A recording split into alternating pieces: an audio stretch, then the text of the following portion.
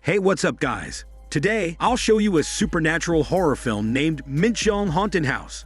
Spoilers ahead, watch out and take care. The movie begins with a young man frantically firing his handgun in all directions, haunted by the cries of a female ghost around him. However, a handgun couldn't possibly hurt the ghost because the ghost is bulletproof. In the end, the man broke down and pointed the gun at his own temple, ending his miserable life. After the man's death, his wife consulted a fortune teller, who told her that her husband didn't kill himself, but was manipulated to end his life by the female ghost, and warned her to step away from water for her family's safety. 30 years later, a student named Lynn and her senior were playing in a swimming pool. The senior noticed Lynn wearing an amulet while swimming and pointed out that it would leave a mark on her neck. Lynn then took off the amulet, placing it to the side, only for it to fall into a drain unnoticed.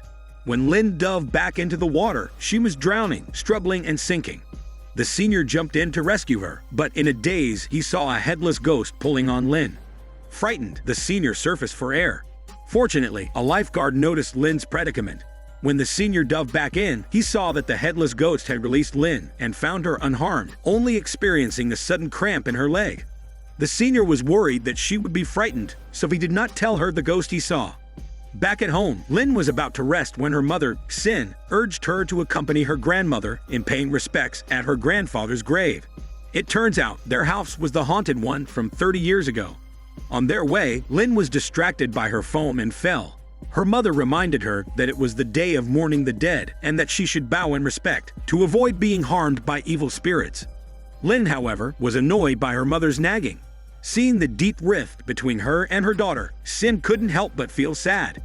During the memorial ceremony, Lynn wandered off alone in the graveyard. At this point, she behaved weird, as if she was under some sort of control. Returning to the senior's story, his uncle possessed the ability to see ghosts. After learning about the senior's encounter in the morning, he gave him a bracelet, hoping that the senior could help more lost souls fulfill their unfinished wishes. Meanwhile, Lynn was inexplicably drawn to a bamboo grove and a small shrine.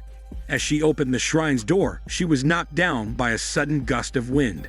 At the same time, the incense and candles at her grandfather's grave ceased burning. When Sin and her mother realized that Lynn was missing, they anxiously searched for her nearby, but couldn't find any trace of her. Little did they know, Lynn had already returned home. All the doors in the house opened automatically. As she held a kitchen knife, her eyes glazed white. She cut the iron chain that led to the third floor, a place long abandoned and covered in cobwebs. She entered a room with talismans on the door, forcefully broke the wooden planks on the door, and walked in like a ghost. Lynn bent down to retrieve a jar from under the bed and smashed it on the floor. Outside, thunder roared, and it soon began to rain. Sin and her mother had no choice but to call the police, who escorted them home and asked them to wait for news. Back at home, Sin searched every room, but couldn't find her daughter. However, the grandmother discovered that the door to the third floor had been opened. Ignoring Sin's pleas, she ventured out into the rain to seek a priest's help, fearing that something terrible was about to happen. Trembling with fear, Sin climbed to the third floor. The hallway was eerily silent. Following Lynn's footsteps, she found the open room. Inside, the room was dark and ominous. Sin that noticed bloody words on a mirror. As she approached to examine it closely, her hair was lifted by a calm that appeared out of nowhere. With no one behind her, she was horrified.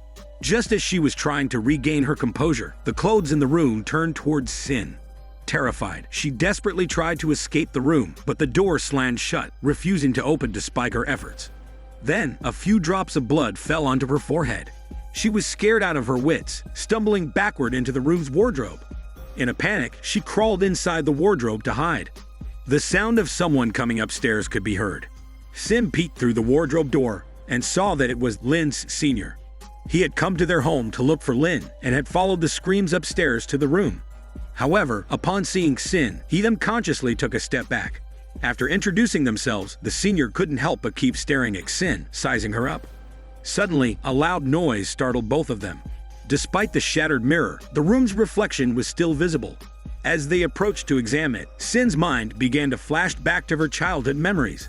Suddenly, they heard Lynn's crying from within the mirror. The senior tentatively reached out his arm, and it passed through the mirror's surface. He then climbed into the mirror, which led to a parallel space that was an exact replica of the real world. Lin's voice was coming from outside the window. There, Lin stood by a well, seemingly tempted to jump in. Sin rushed to the courtyard, but she was a step too late, only to see her daughter jump into the well. Unwilling to believe what she was seeing, she tried to make sense of the situation when two ghostly hands suddenly grabbed her, attempting to drag her into the well. Fortunately, the senior arrived in time, reciting a spell his uncle had taught him, and rescued Sin. They hurried back to the room and hid under the offering table in a panic. The senior then told Sin that the girl they had seen earlier wasn't Lin at all. He could see ghosts that ordinary people couldn't. Suddenly, the offering scattered onto the floor, causing Sin to lose control and break down. Then, a voice called out to her. The senior noticed that the calendar on the wall showed the year 1988. They followed the voice back to the third floor, where Lin was playing the piano in the room. She looked at her mother with a sinister face, and then took out scissors, intending to slit her throat. Sin rushed forward to stop her, but Lin kept blaming her mother for everything.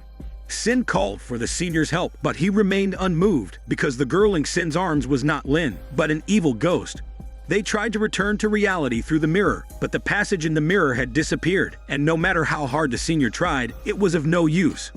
Just then, voices could be heard from the courtyard.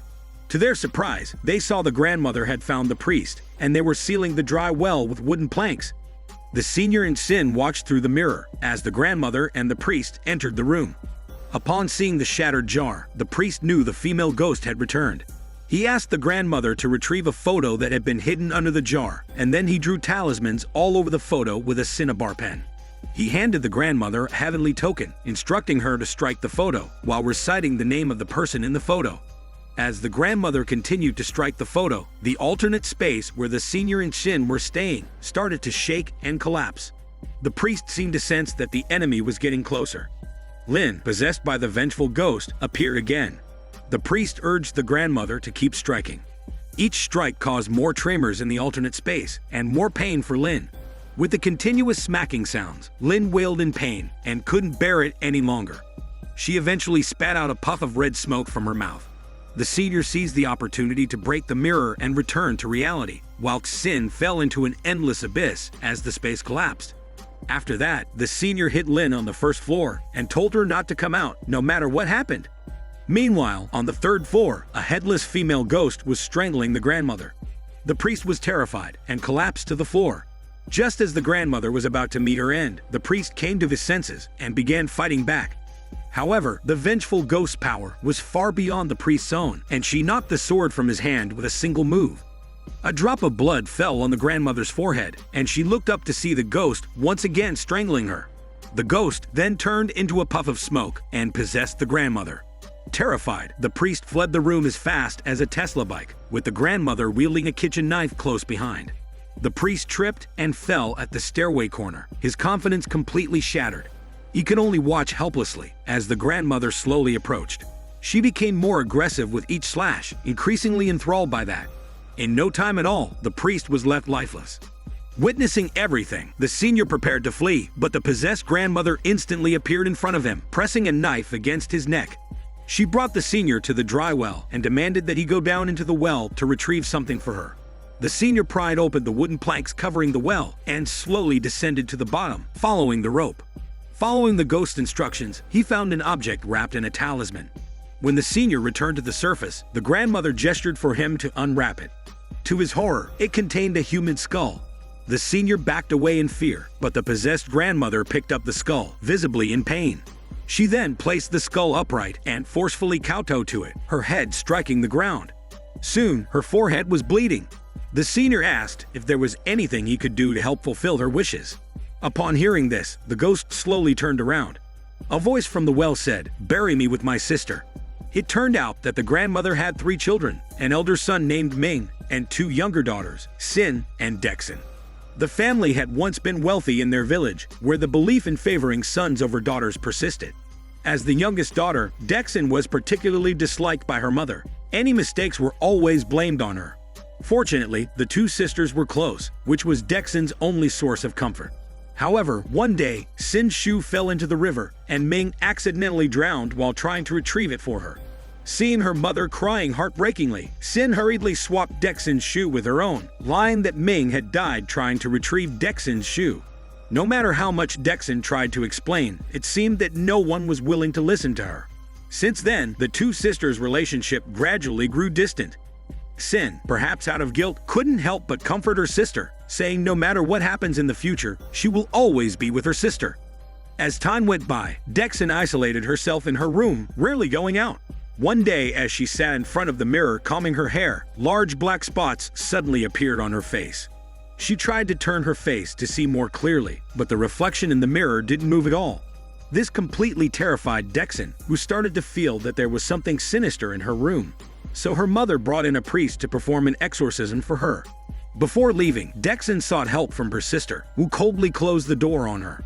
Dexon was taken away for the exorcism, but soon after her return, she ended her own life by jumping into the well. After that, the priest suggested to bury Dexon's corpse separately to ensure peace for the family. The grandmother followed the priest's guidance and beheaded her daughter. Her body was turned into ashes and buried in the bamboo forest, while her skull was sealed in the well wrapped in a talisman.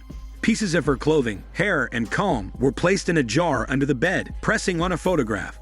This was the reason for Dexon's furious revenge. Meanwhile, in the alternate dimension, Sin encountered her sister's ghost. She pleaded with her sister to spare her daughter, Lynn.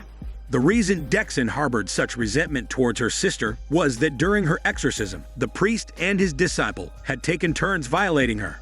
This caused her to end her life in a well. Fearing revenge, the priest had thought of the dismemberment of her corpse in order to trap Dexon. Dexon despised the priest's bestiality and her family's prejudice.